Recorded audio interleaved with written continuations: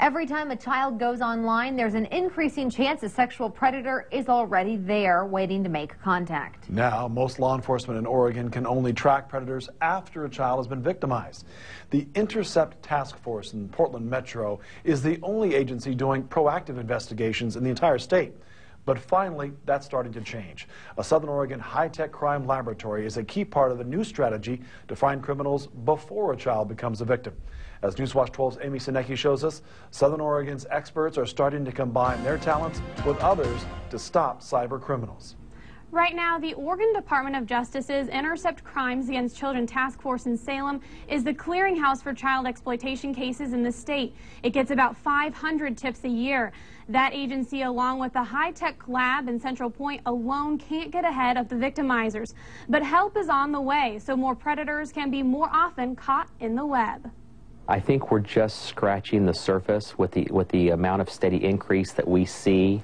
And as technology progresses, and just like law enforcement works together to help combat this problem in different ways and better ways, our bad guys are doing the exact same thing. Child exploitation is exploding on the internet. I think we're only at the very beginning of how bad it's truly going to get. Micah Persons is a special agent with the Oregon Department of Justice's Internet Crimes Against Children Task Force in Salem. He does not want his entire face shown because of the kind of criminals he deals with. Criminals, he says, go to extreme measures to produce and share child porn or entice kids to have sex over the internet. People engage and view this activity because of a sexual interest in kids.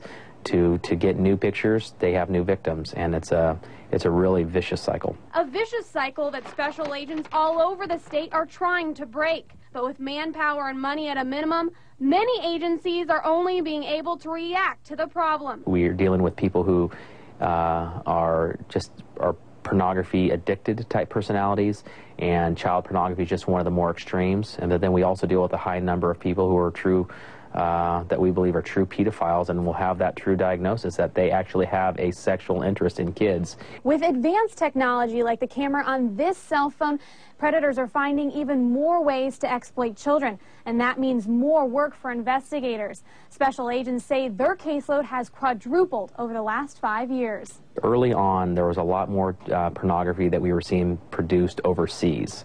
Now, as technology has gotten less expensive, digital cameras, computers, hard drives, all of that, we're seeing more what we could consider like homegrown type child pornography, where people aren't having to pay for it anymore. Special agents examine evidence that's stored on hard drives, computers, and laptops to try to prosecute criminals. It's just a small example of tips over just the last few weeks that we've received. But instead of just reacting to these tips, ICAC is hoping to proactively investigate and catch suspects before they act by the end of the year. By this fall, we anticipate starting to train upwards of 60 to 80 officers from throughout the state who will know exactly how to conduct these type of proactive investigations, because at any given time, we have over 1,000 offenders throughout the state, 1,500 offenders at any given time. We go on and see that we know that they're actively sharing child porn, and those are people that we're not catching. Special agents say they are getting additional funding to hire 2 new investigators to help them with the new approach.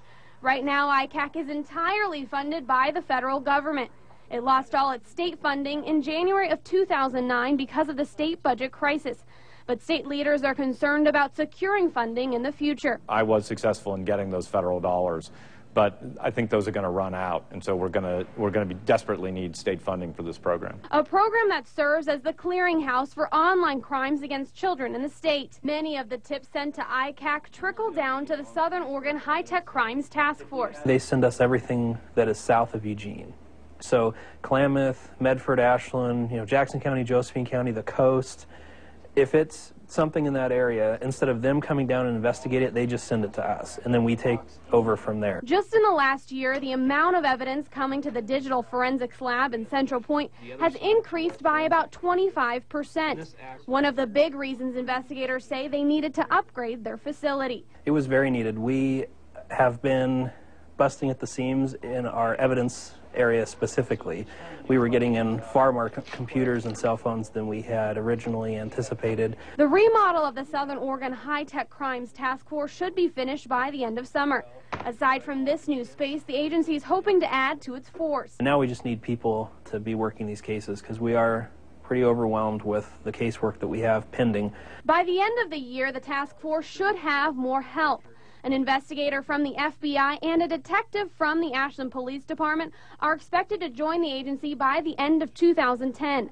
This will not only help speed up cases now, but it will also help Southern Oregon to start proactively investigating, an effort that could stop a crime from happening in the future. Education is also a big part of preventing online crimes. Law enforcement agencies encourage parents to talk to their kids and to become familiar with social networks. If you would like more information on what to teach your kids or to go to an upcoming seminar about internet safety, you can log on to our website, kdrv.com. Live in the Medford newsroom, Amy Sinecki, Newswatch 12.